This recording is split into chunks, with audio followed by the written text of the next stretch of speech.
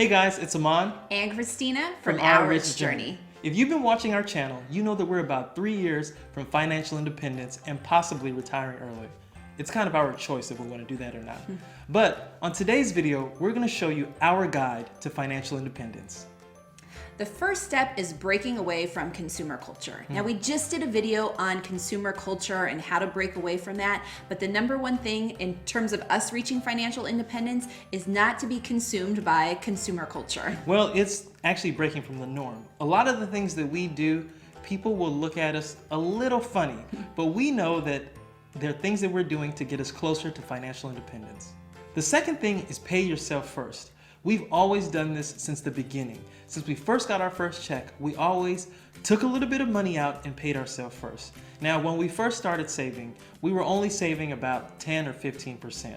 But through the years, we've been able to increase our savings rate to up to 70%. And really because we've always paid ourselves first. When we say pay yourselves first, we mean specifically for us, we get money automatically deducted from our paychecks. And that money goes towards our retirement accounts and to our stock portfolios.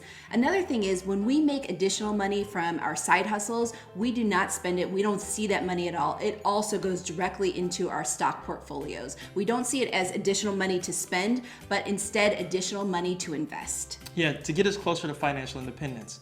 And whenever we've made additional money, that's more money that we can save.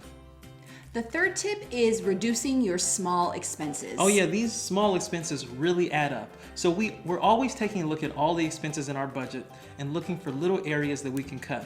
Now, these things really add up. For example, we just changed our health insurance provider. And by doing that, we're saving another $50 a month. When we say look at your small expenses, we say things like insurance. Look at your insurance. Look at recurring fees like your memberships or subscriptions. Anything that you might not necessarily use that can be cut, or things like insurance that you do use that you can cut and look for different ways to save in that area. So those are small expenses. The next tip towards getting towards financial independence is looking at your big expenses also and finding ways to save on your big expenses. So big expenses are housing, transportation, and food. If you watched our other videos, you know that we house hacked, we don't buy new cars, we always stay with a used car, and we minimize our food expenses by just being smart about our purchases. And another thing, like we said, travel expenses can be big for people. So one of the things that we also do is we travel hack so that we're not paying for any of our travel vacations. Yeah, but these big wins, every time we get one of these, again, we take that money and we put it right into our investments and our savings. So this is a perfect segue into our next tip, which is take all of your savings and invest your money. Any additional money that you make or any additional money that you can cut to save, you should use that and invest. Yeah, so there's a big difference here.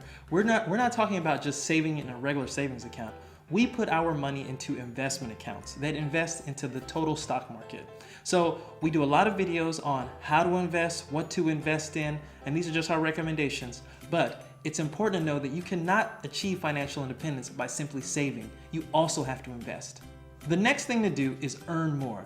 Now, if you have a regular job, you can do things at your job to maybe earn more, like go after a promotion. But we are big on side hustles. For one, it's really important because it gives you a second income. It's like your backup plan. And we believe strongly in not just having one source of income. So a side hustle is a must. And what's great about a side hustle is that, say you do retire, a side hustle is usually something that you enjoy doing. So when you retire, it's not like you're going to completely stop doing anything. You can continue doing a side hustle and generating income from that.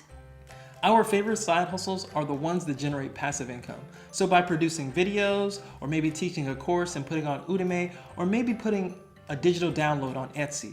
And we talk a lot about these in our other videos, but creating that other source of income beyond your job is something that gets you to financial independence quicker. The next thing that we do in order to reach our goal of financial independence is credit card hacking and travel hacking. Now, we love to travel, but if you're trying to get towards financial independence, that could be very cost prohibitive. You might not be able to do that if you do it the standard way, which is incur sometimes thousands of dollars just by traveling. Now, we figured out a way to travel for free. We do credit card hacking so that we never pay for our travel costs. This saves us a significant amount of money, and that savings that we do save, we in turn invest it.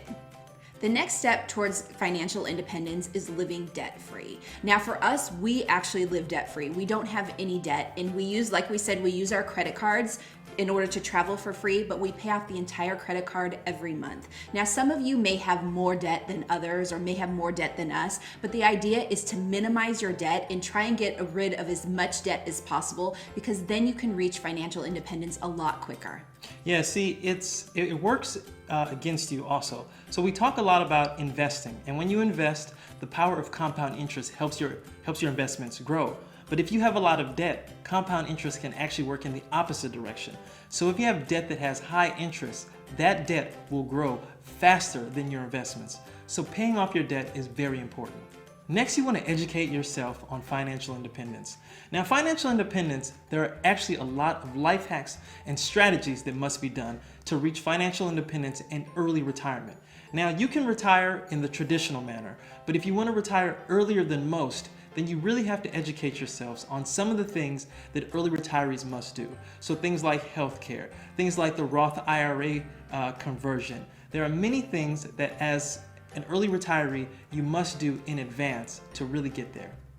Yeah, I agree. One of the things before we started our road to financial independence, I actually didn't understand the concept of the 4% withdrawal rate or withdrawing from your assets. I actually thought that you are taking away from your assets each month and that at some point you're going to deplete it. So this was a long time ago, but there is a process of really educating yourself on how your finances are going to impact you on your way towards financial independence and also when you retire early. Now we're going to get a lot into some of these strategies in our upcoming videos.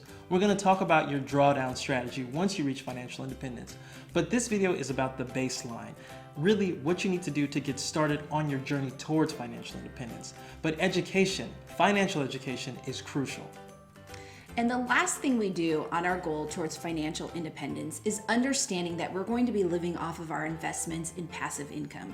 That means generating passive income that will take us to our early retirement, that we'll still be able to use when we're in early retirement. And it also means creating the proper investment portfolio so that we can draw from that when we retire.